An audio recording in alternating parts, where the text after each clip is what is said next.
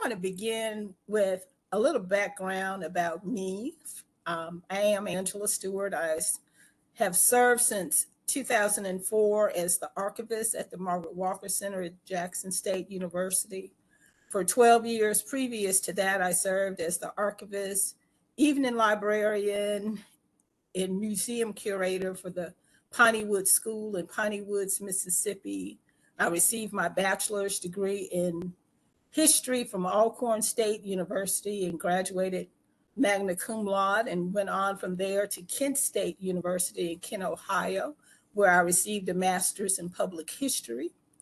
And from there, I had the opportunity to have a summer fellowship at the National Museum of American History, which is part of the Smithsonian Institution. And my immediate supervisor at that time was actually Dr. Lonnie Bunch, who is currently the first African American to serve as secretary of the Smithsonian Institution. I've also had training at the Martin Archives Institute of the National Archives and Records Administration. And I've had the opportunity to attend various trainings at the Society of American Archivists, as well as through my work at the Margaret Walker Center, training in digital archives and digital humanities as well.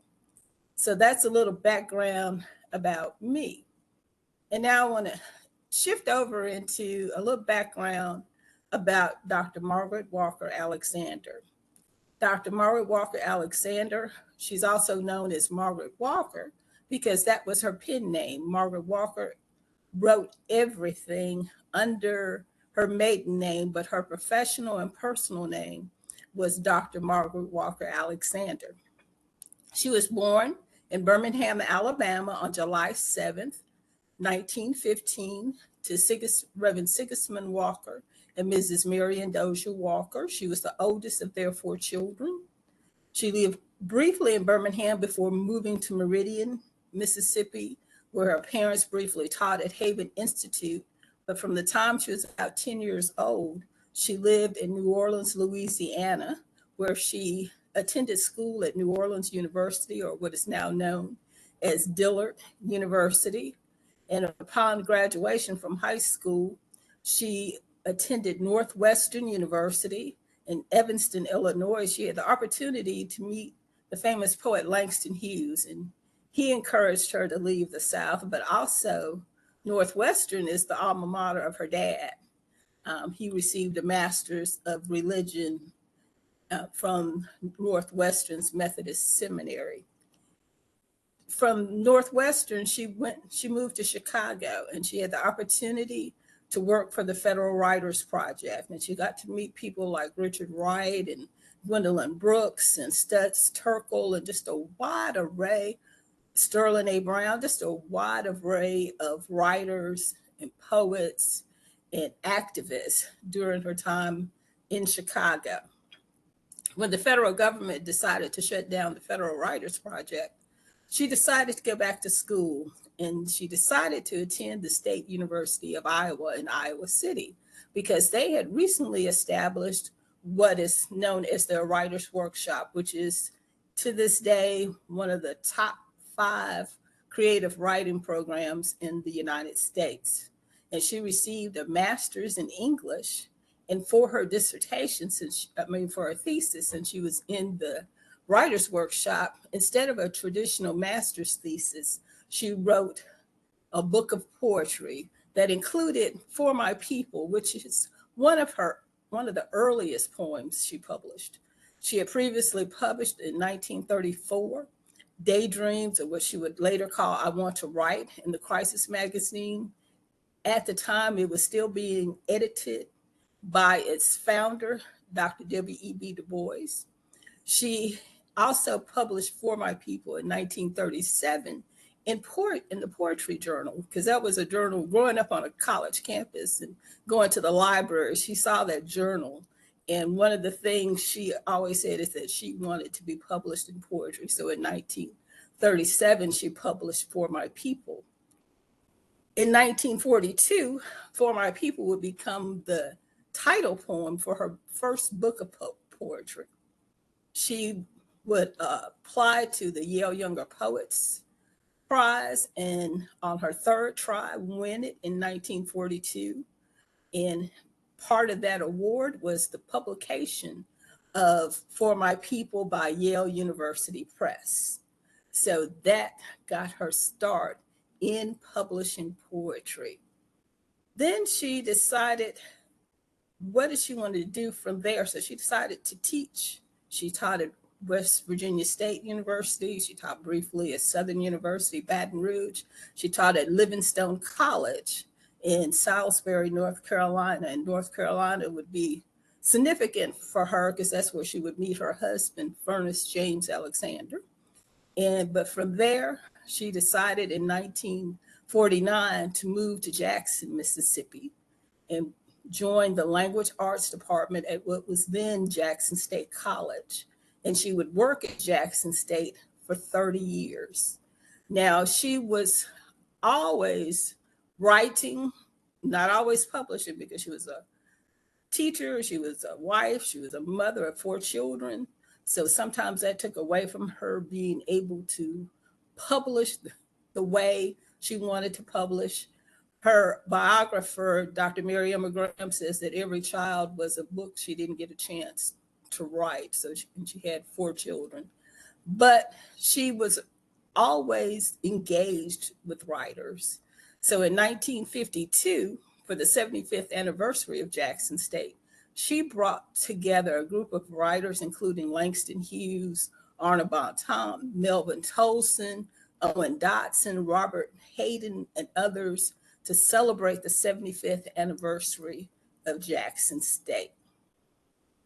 Now, from there, she was a bridge. She knew older writers such as she had known James Weldon Johnson and Du Bois and Langston Hughes and Arna Bontemps and writers of that generation. She was very engaged with the writers of her own generation, including writers I call the Margaret Squad, because it included Margaret Walker, Margaret Danner, and Margaret Taylor Burroughs. And those were writers of her generation. And then she was a mentor, she was a mama figure to younger writers such as Nikki Giovanni, Sonia Sanchez, Lucille Clifton, June Jordan, and others. Many of these women she would invite to the Phillis Wheatley Poetry Festival. Now, we have at the Margaret Walker Center, since we're talking about archives, several collections that deal directly with the Phillis Wheatley Poetry Festival. First, Margaret Walker's personal papers. In her correspondence, in her creative works, in her journals, there is information that is directly related to the Phillis Wheatley Poetry Festival. We also have digitized about 50% of our papers. So in our digital archives project, we have her journals, we have some of her correspondence as well that you can access through that directly relate to the Phillis Wheatley Poetry Festival. We have the administrative records because in 1968, Margaret Walker founded what became known as the Institute for the Study of History, Life, and Culture of Black People. And from 68 to 79, she served as the director. So included with her collection, but as a separate collection, are the Institute's administrative records. And of course, there's information, including her correspondence with the National Endowment for the Humanities and other funding sources for the Phillis Wheatley Poetry Festival. So these are some of the collections we have that deal directly with the Phillis Wheatley Poetry Festival. And it's been wonderful because we have had scholars, Sharita Gainey O'Toole, in working on a dissertation on Phillis Wheatley and the remembrance of Phillis Wheatley, used our collections as part of her dissertation. Matter of fact, she includes a whole chapter of her dissertation on the Phillis Wheatley Poetry Festival. Dana Murphy wrote an article that she calls a praise song for Margaret Walker that looks at both Jubilee and the Phillis Wheatley Poetry Festival and the importance of both of those. So that's why it is so wonderful that we have these collections. And I plan to share as part of my presentation a PowerPoint that has some images by Roy Lewis, who is still active as a photographer. He lives in Hyattsville, Maryland, and he was hired by Margaret Walker to document the Phillis Wheatley Poetry Festival. And we also have a partial handwritten transcript of at least the first 3 days of activities during the Phillis Wheatley Poetry Festival. So that gives you some of the archival items we have that relate to the Phillis Wheatley Poetry Festival. But now about the Phillis Wheatley Poetry Festival itself. Margaret Walker loved Paul Laurence Dunbar, and in her first journal that we have, she transcribed one of Paul Laurence Dunbar's African American vernacular poems called The Party. And she was a great orator, a great reciter of Paul Laurence Dunbar's poetry. People of her generation, especially, love to dramatize Paul Laurence Dunbar's poetry, and he was one of the first poets that she grew to love. So she had the opportunity in 1972 to attend the centennial of Paul Laurence Dunbar's birth, which was held in his hometown of Dayton, Ohio. And on her way there, she took the train to Dayton.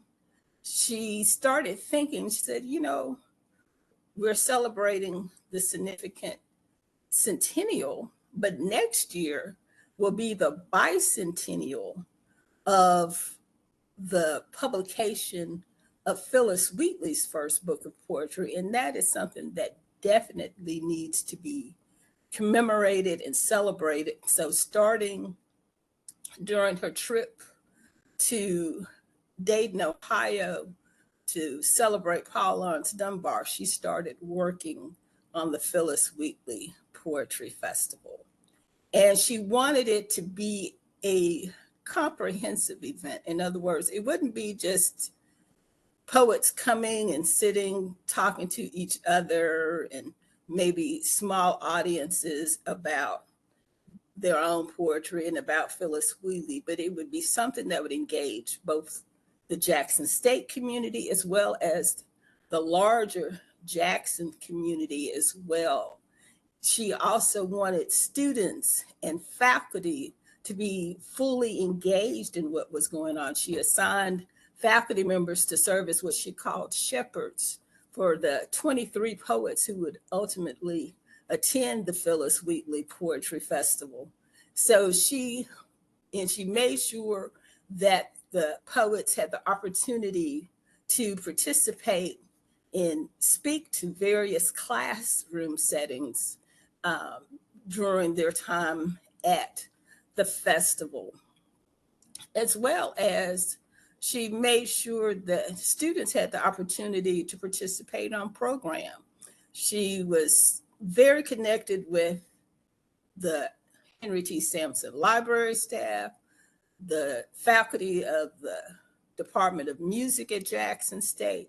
So she reached out to Raymond Johnson, who at that time was the choral director for the JSU Chorale, her good friend Aurelia Norris Young, who taught music and played the organ at Jackson State in the music department, to students from Tougaloo College, their gospel choir, and the string ensemble at Jackson State, and gave all of these student organizations and students opportunities to perform on the program. Dr. Tommy, better known now as Tania Stewart, had the opportunity to perform Phillis Wheatley's poetry during the opening session of the event.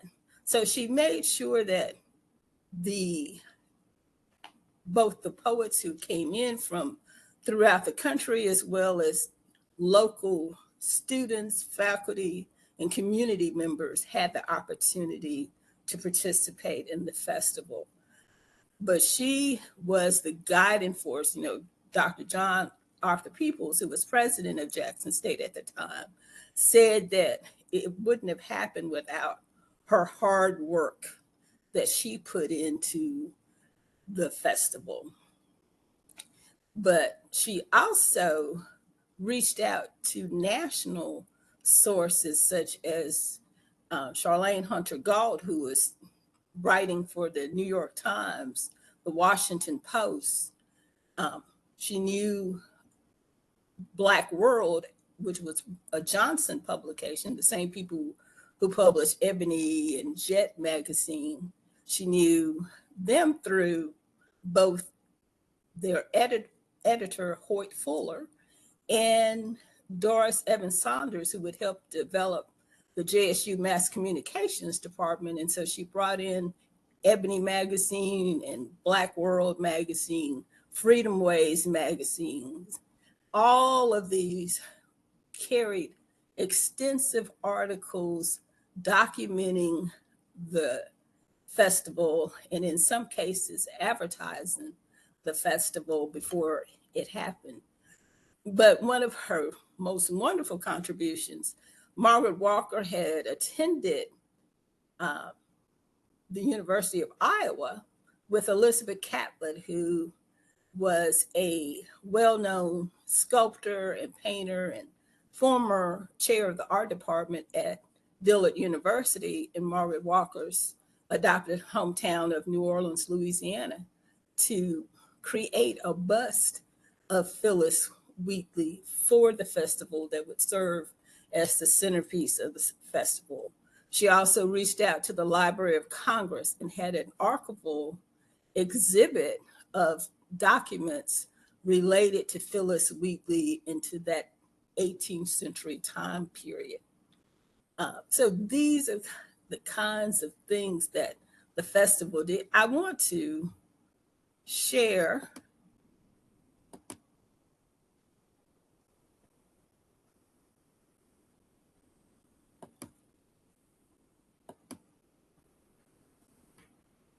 my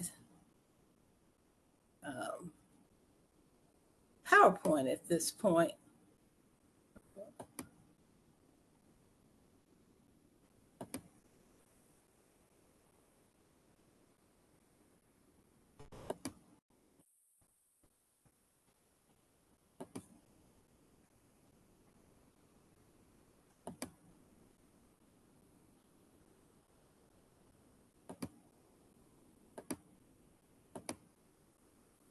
Can everyone see that? Yes. Okay.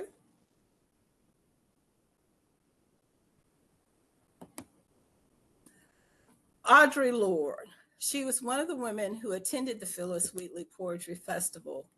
And I love this, both this image of her and the statement on the blackboard. Women are powerful and dangerous. And that was one of the things that the Phillis Wheatley Festival pointed out. And I also like to share what Audre Lorde said about poetry. She said, for women, then, poetry is not a luxury.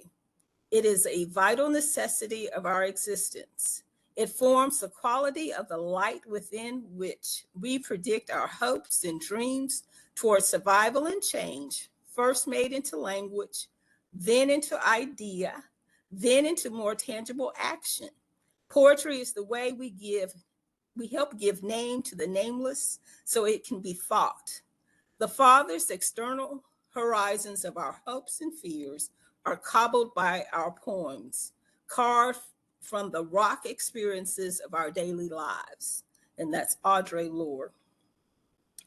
The Margaret Walker Center is an archive, museum, and Black Studies Institute dedicated to the preservation, interpretation, and dissemination of African American history and culture for a local and global community of students, scholars, and the supporting public.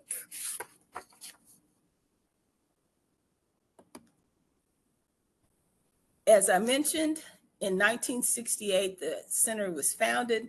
And then I've also talked about the Margaret Walker attending the centennial of Dunbar, as well as the very next year, the Phillis Wheatley Poetry Festival.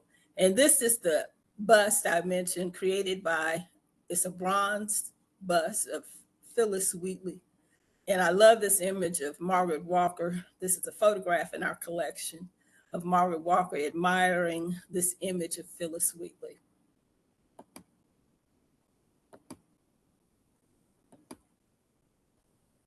I talked about archival collections, and this is an example.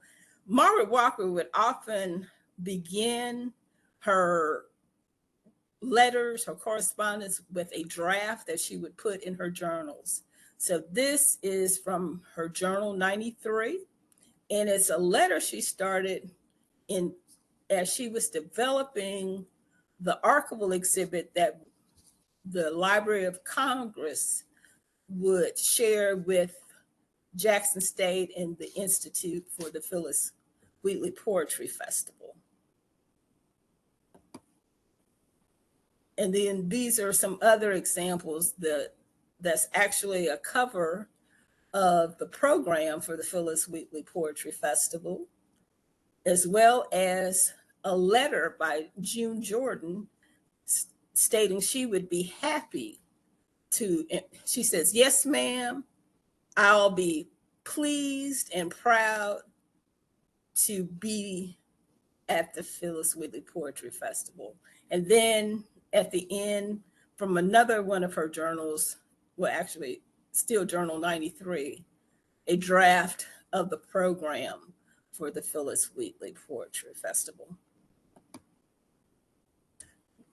The images you're going to see in this PowerPoint were all created by this gentleman here, Roy Lewis.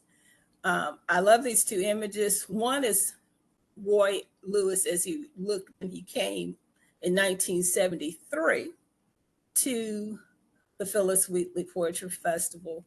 And he's seated next to Sterling A. Brown, a poet and served as longtime chair of the English department at Howard University and a good friend and colleague of Margaret Walker. And then at the Margaret Walker Center, we hosted an exhibit entitled Everywhere with Roy Lewis, of Roy Lewis's images. And this is Roy Lewis at the Jackson State campus with his exhibit of photographs. Phillis Wheatley was born probably around May 8th, 1753 in Western Africa. She was kidnapped when she was probably no more than between 7 and 9 years old.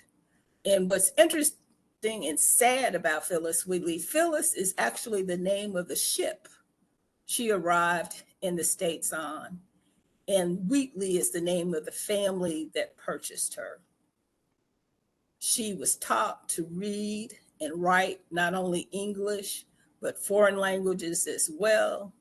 And she published poetry that she had to defend and prove that she actually wrote the poetry. People didn't believe that a young, formerly enslaved individual could write that well.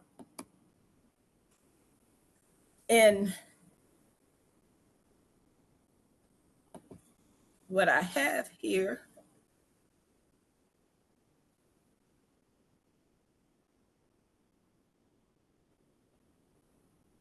you hear it.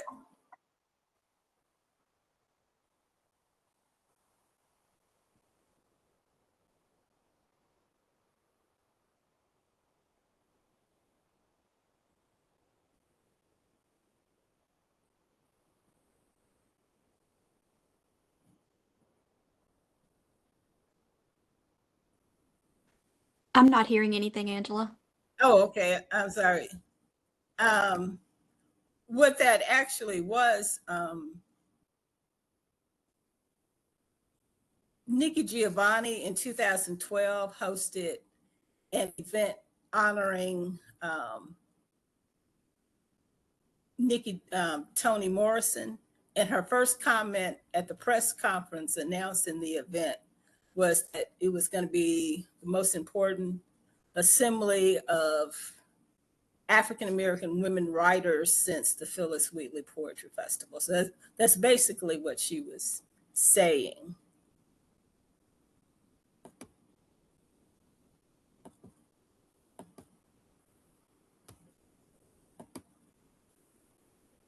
Okay, can everyone see this image?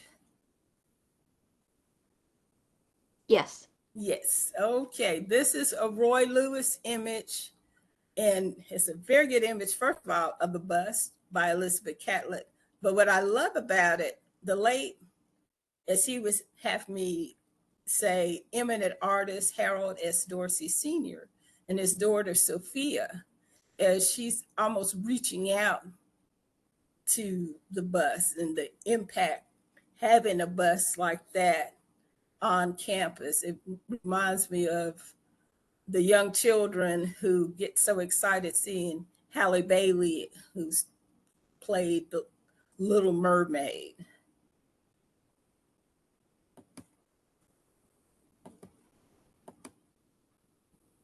And these are not all of the women, but most of the women who attended the Phillis Wheatley Poetry Festival. And they include Margaret Taylor Burroughs, Marian Alexander, who was the oldest child of Margaret Walker, June Jordan, Dorothy Porter Wesley, Audre Lorde, Mari Evans, Etta Moden Barnett, Paula Giddings, Alice Walker, Doris Evans Saunders, Gloria Odin, Margaret Danner, Linda Brown Bragg, um, Carol Gregory, and you can't really see her, but she's kind of peeking out behind Mary and behind Mari Evans, Maleka Wingara. And this is an example. I mentioned that the poet spoke to classes. And so this is Mari Evans, the poet Mari Evans, speaking to a class at Jackson State University.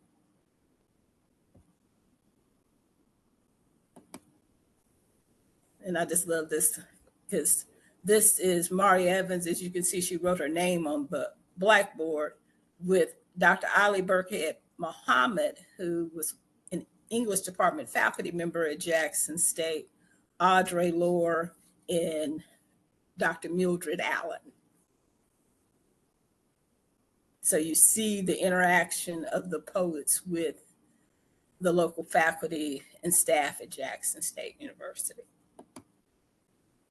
And this is a really intimate picture of Paula Giddings and Alice Walker on campus down by the Botanical Garden during the Phillis Wheatley Poetry Festival.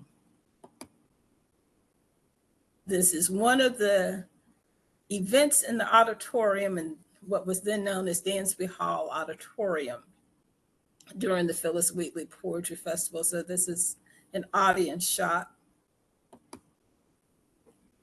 I love this image because, for one thing, Air Hall, the building where the Margaret Walker Center is currently located, is behind these four women. It's the, at that time, 3-story whitewashed building. It's the oldest building on the Jackson State campus. And so I love this image, and it includes a better image of Maleka Wingara, Charlene Hunter Gault, who was a reporter with the New York Times at that time, June Jordan, poet and activist, and Carol Parks, who was a reporter with the Black World magazine. I love the intergenerationality of this picture. During the Phillis Wheatley Poetry Festival, the poets had the opportunity to appear on television, and this was a panel discussion that they did on the local public broadcasting channel, Mississippi ETV.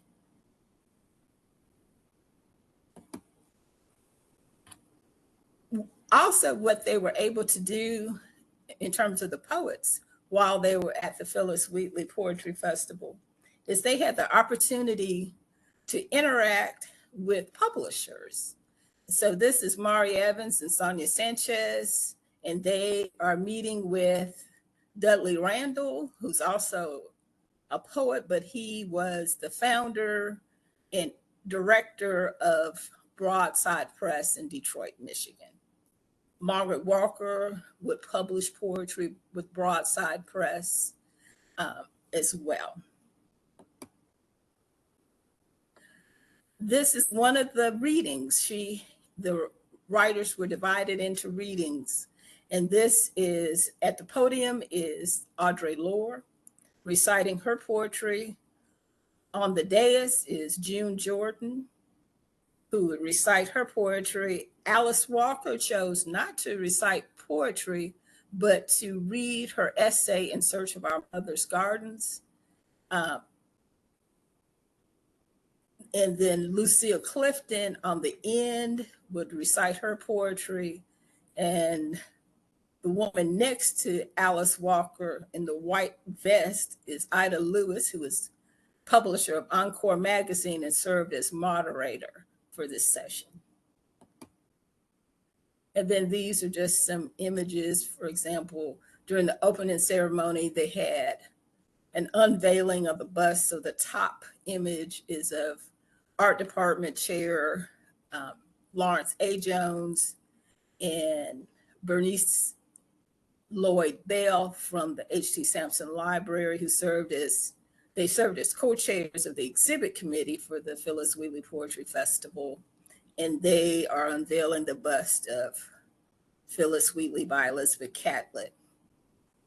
Performance by the JSU Chorale with Marquise Butler Ezel leading as a soloist.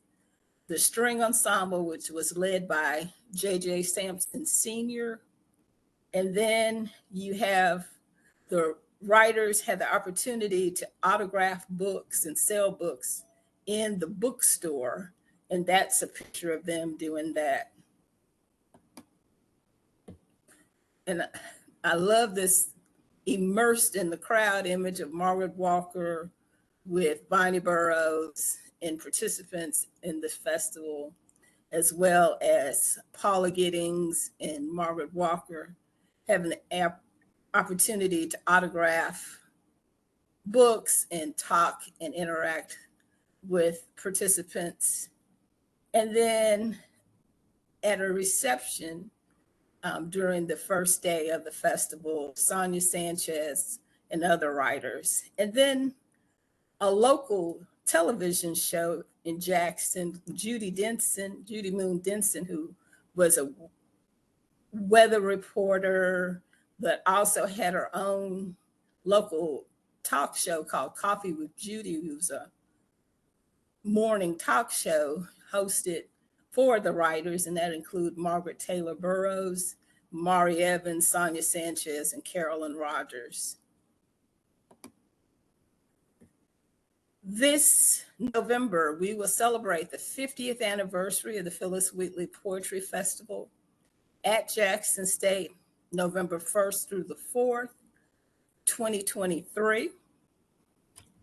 And I'm going to stop sharing and allow an opportunity for questions or reactions.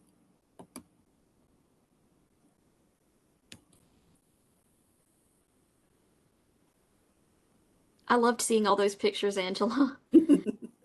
Are you involved in this year's festival in any way? Yes, I serve on the steering committee and work in other capacities with the festival as well. That lineup y'all have is amazing. And if you go to our website, we have a Phillis Wheatley Poetry Festival page where you can see all the instructions and register to participate in the festival as well.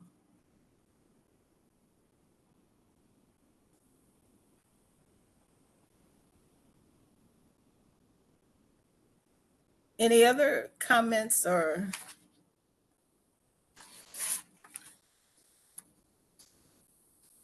We have over 40 paper-based collections at the Margaret Walker Center. We also have an extensive oral history collection that looks at things from civil rights to Head Start to what it was like to live in the segregated South, women of courage, and some more recent um,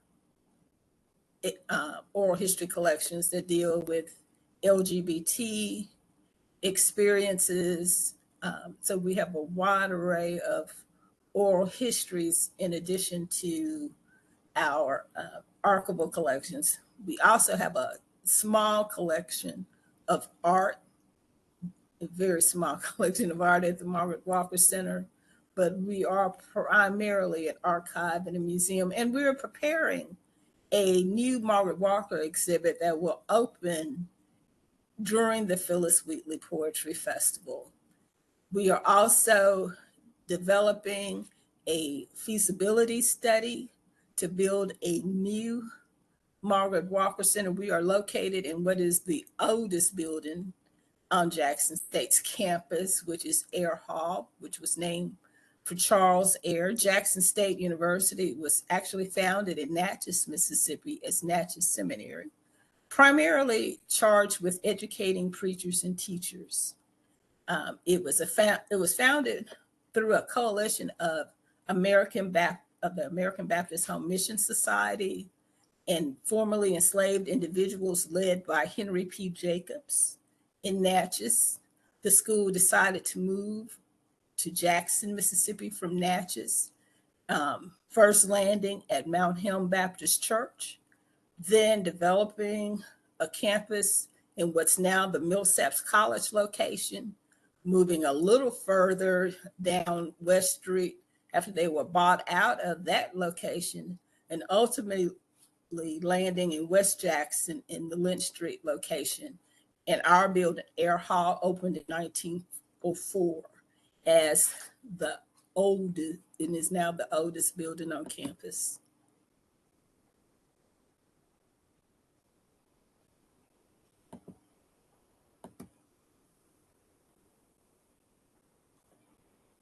And as I mentioned, we have the Margaret Walker's papers digitized. We are involved in a project through the National Museum of African American History and Culture called the HCAC Project, which is digitizing not only additional collections, including the William Lamson collection, which has over 900 maps, the Frankie Adams Johnson collection, which are archival collections, but also digitizing our oral histories as well. We provide excellent opportunities through our HCAC grant. We also have a Mellon funded, well, we're on our second Mellon grant, which funds our oral historian as well as a graduate assistant and his also funded Mellon scholars who add to the depth of the research at the Margaret Walker Center and the context for our collections. Hey, Angela, Yes. I'd love to hear a little bit more about y'all's teaching and instruction sort of routines there at Jackson State. Oh, okay. Well, our director, Dr. Robert Luckett, he has a dual position. He is both a faculty member, tenured faculty member, full professor in the history department at Jackson State, as well as director of the Margaret Walker Center. And I have had the opportunity to teach archival administration, introduction to archives courses at Jackson State. I've also supervised practicums for students from the University of Southern Mississippi's library science program. We have, and I've had wonderful, wonderful students that I've been able to train through our community service program at Jackson State, which brings students through because they have to accumulate more than 100 hours of community service. But the HCAC grant, which is being managed, I would say, by Garrett Lee, who's our digital humanities manager, has trained students in digitizing and but also more importantly in contextualizing collections such as the William Lamson collection. William Lamson was a cartographer, demographer, and expert witness in cases dealing with civil rights, desegregation, hospital assessment of need, and things such as that. So students have a wide array of opportunities of learning at the Margaret Walker Center. We also host classes for, in the English department and other departments bring classes over who use our collections, because Jackson State offers both a course in the English department in Margaret Walker and a course in Richard Wright, as well as they've developed a new creative writing concentration in the English department.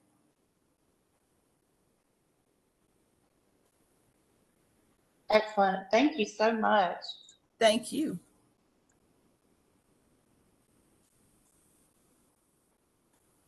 Does anyone else have any questions for Angela? Checking the chat. And let me just mention a little bit more about the 50th, since we don't have a lot of questions. I was trying to leave some time for questions, but we will have as keynote participants this fall Jesmyn Ward, Alice Walker, Angie Thomas, Sonia Sanchez, Nicole Hannah-Jones, Tania Stewart, Eve Ewing, Charlene Hunter Galt, Imani Perry, Paula Giddings, Viney Burrows, Mary Emma Graham, Carol Gregory, Joanne Gavin, Shelley Lowe, and Maria Rosario Jackson. Shelley Lowe and Maria Rosario Jackson are heads of the National Endowment for Humanities and the National Endowment for the Arts. And I saw some questions pop up. Carrie, do any of you have? We have Someone some. just asked, do you plan on doing a full exhibit of the photos? Yes, that is something else we're doing during the festival. We will have an exhibit of the photographs. Awesome. Another question is, can you discuss Margaret Walker's archival background and who influenced her? You know, Margaret Walker loved libraries and archives because she felt like to be an excellent writer, you had to be a reader. You know, you had to know history. That was something that was ingrained in her first at home. And then I think growing up on a college campus and having access to a college library helped that as well. But she knew, for example, at the Schomburg, she was acquainted with Howard Dotson, Gene Hudson, Lawrence Riddick, all who had served as chiefs of the Schomburg Center, which is a major African-American archive and as part of the New York Public Library System. Vivian Harsh, who was a reference librarian in Chicago, in the Chicago Public Library System, and whose name now is on the African-American archival collection at the Carter G. Woodson Library in Chicago. but people like Dorothy Porter Wesley, who actually attended the Phillis Wheatley Poetry Festival, was a longtime director of the Moreland Spingarn Center at Howard University. So she said her dad told her, you need to collect your papers. And she said she was young and she like, I don't have any papers. But so I would say her parents and these individuals, and school, she attended Northwestern and the University of Iowa.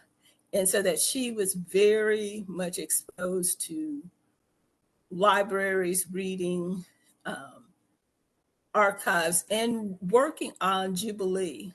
Jubilee was for her a 30-year labor of love that caused her to do work at the National Archives in Washington, D.C., the Georgia Archives, Alabama Archives.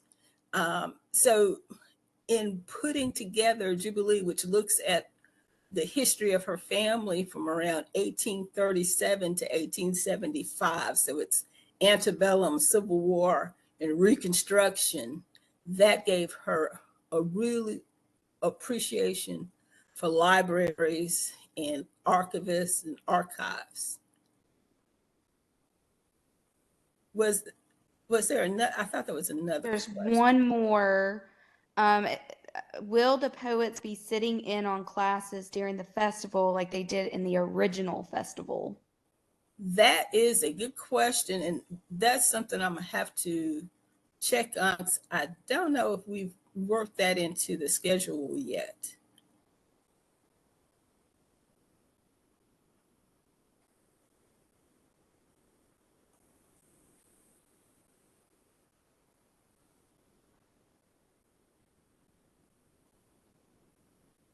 Thank you. But yeah, so we're really excited about the 50th and the opportunity to share, because when Margaret Walker hosted, she had things she wanted. One, she wanted to know, what are we to say about the daughters of Phillis Wheatley? So she was saying, she is a writer, the younger writers who attended the festival, these people were all daughters of Phillis Wheatley. And she wanted the festival to be a way of not only introducing people to Phillis Wheatley and talking about the significance of her work, but what did it mean to be an African American woman writer in 1973, when this festival was happening during the Black Arts Movement. And oftentimes, Black women, especially as poets, not so much as fiction writers, but as poets, are overshadowed by male writers.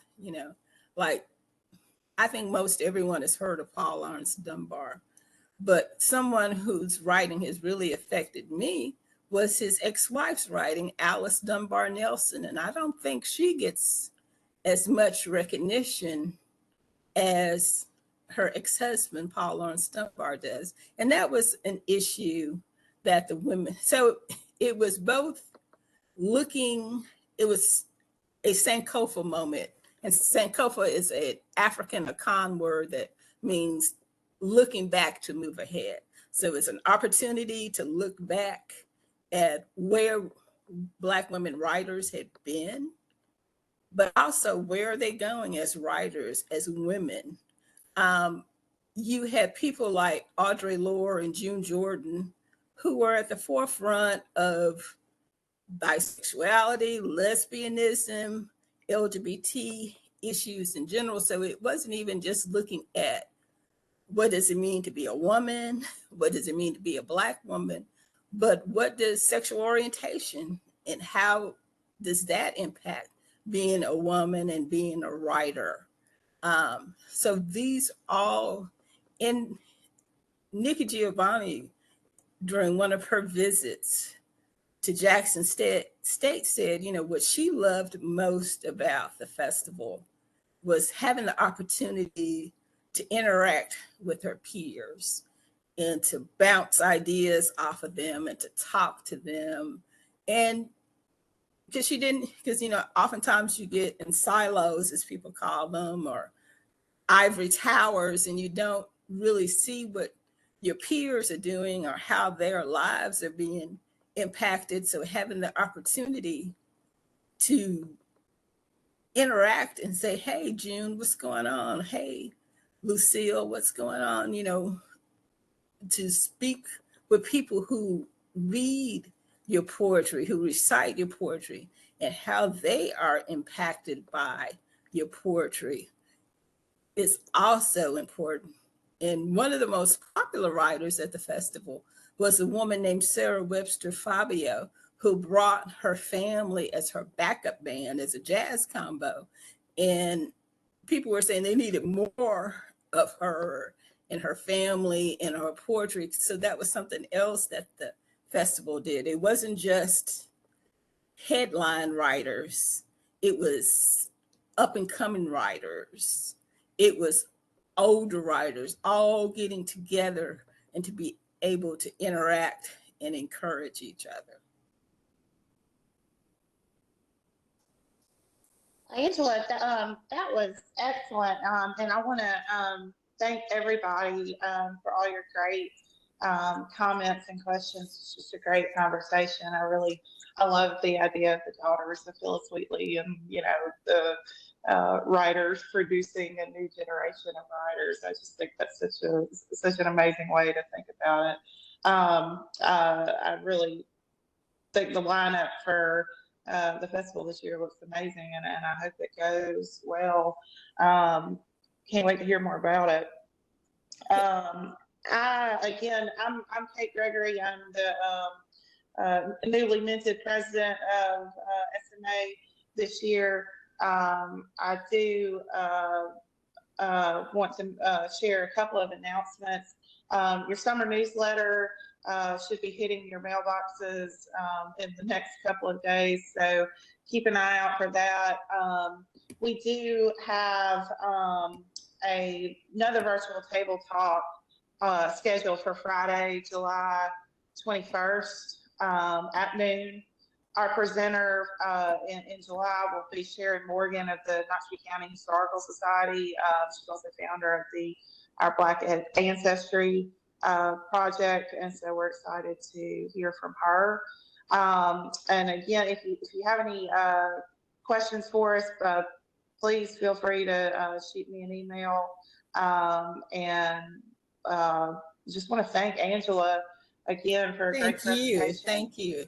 Yeah, I want to thank all y'all for joining us today. Yeah, I want to thank everyone, especially I have family and friends and co-workers who've been on today, and I want to thank them especially for taking out time to participate. This has been wonderful, and thanks Kate and Carrie for this opportunity. All right, well, y'all have a wonderful weekend and happy July 4th. Try to stay cool. Yes. All right. Bye.